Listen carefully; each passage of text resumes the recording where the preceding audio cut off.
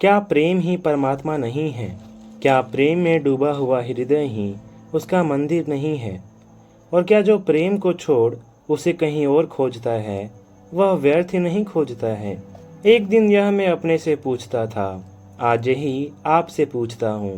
परमात्मा को खोजता है, वह घोषणा करता है कि प्रेम उसे उपलब्ध नहीं हुआ है, क्योंकि जो प्रेम को उपलब्ध होता है वह परमात्मा को भी उपलब्ध हो जाता है। परमात्मा की खोज प्रेम के अभाव से पैदा होती है, जबकि प्रेम के बिना परमात्मा को पाना असंभव है।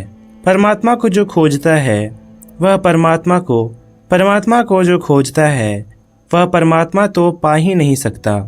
प्रेम की खोज से अवश्य ही वंचित हो जाता है, किंतु जो प्रेम को खोजता है वह प्रेम को पाकर ही परमात्मा को भी पा लेता है।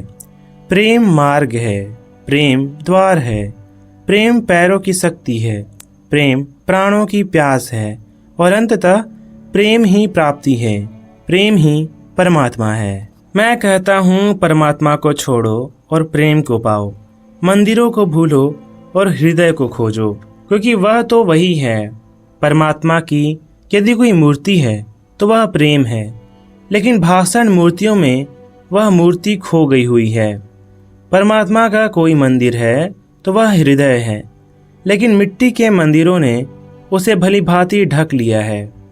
परमात्मा ही मूर्तियों और मंदिरों के कारण खो गया है और उसके पुजारियों के कारण ही उससे मिलना कठिन है। उसके लिए गाई गई स्तुतियों और प्रार्थनाओं के कारण ही स्वयं उसकी ध्वनि को सुन पाना असंभव हो गया है। प्रेम आए तो उसमें ही परमात्मा भी मनुष्य के जीवन में लौट कर आ सकता है। एक पंडित एक फकीर से मिलने गया था। उसके सिर पर शास्त्रों की इतनी बड़ी गठरी थी कि फकीर के झोपड़े तक पहुंचते पहुंचते ही वह अधमरा हो गया था। उसने जाकर फकीर से पूछा, परमात्मा को पाने के लिए मैं क्या करूं? लेकिन जिस गठरी को वह सिर पर लिए हुआ था उसे सिर पर ही लिया रहा था। फकीर ने कहा, मित्र, सबसे पहले तो इस गठरी को नीचे रख दो। पंडित ने बड़ी कठिनाई अनुभव की, फिर भी उसने साहस किया और गठरी को नीचे रख दिया। आत्मा के बोझों को नीचे रखने के लिए निश्चय ही अदम्य साहस की जरूरत होती है, लेकिन फिर भी एक हाथ वह गठरी पर ही रखे हुए था। फकीर ने पुनः कहा, मित्र, उस हाथ को भी दूर खींच लो। वह बड़ा बलशाली व्यक्ति रहा होगा, क्योंकि उसने शक्ति जुटाकर अपना हाथ भी गठरी से दूर कर लिया था। तब फकीर ने उससे कहा, क्या तुम प्रेम से परिचित हो? क्या तुम्हारे चरण प्रेम के पथ पर चलते हैं? यदि नहीं तो जाओ और प्रेम के मंदिर में प्रवेश करो।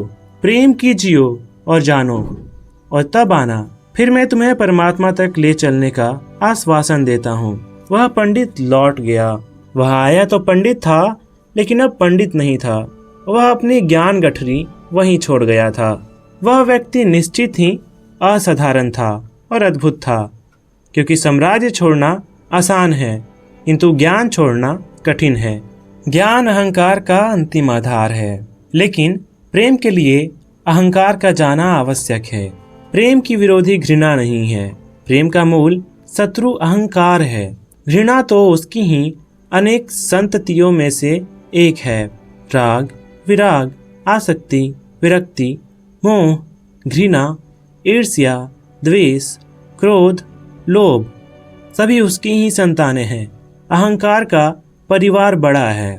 फकीर ने उस व्यक्ति को गांव के बाहर तक जाकर विदा दी। वह इस योग्य था भी। फकीर उसके साहस से आनंदित था। जहाँ साहस है वहाँ धर्म के जन की संभावना है। साहस से स्वतंत्रता आती है और स्वतंत्रता से सत्य का अक्षात होता है। लेकिन फिर वर्ष पर वर्ष बीत गए। फकीर उस व्यक्ति के लौटने की परीक्षा करते करते बूढ़ा हो गया, लेकिन वह न आया सो न आया। अंततः फकीर ही उसे खोजने निकला और उसने एक दिन उसे खोज ही लिया। एक गांव में वह आत्मविभोर हो नाच रहा था। उसे पहचानना भी कठिन था। आनंद से उसका कायाकल्प ही हो गया था। फकीर ने उसे रोका और पूछा, आए नहीं? मैं तो प्रतीक्षा करते करते थक ही गया और तब स्वयं ही तुम्हें खोजता यहाँ आया हूँ। क्या परमात्मा को नहीं खोजना है? वह व्यक्ति बोला, नहीं, बिल्कुल नहीं। प्रेम को पाया उसी क्षण उसे भी पा लिया है।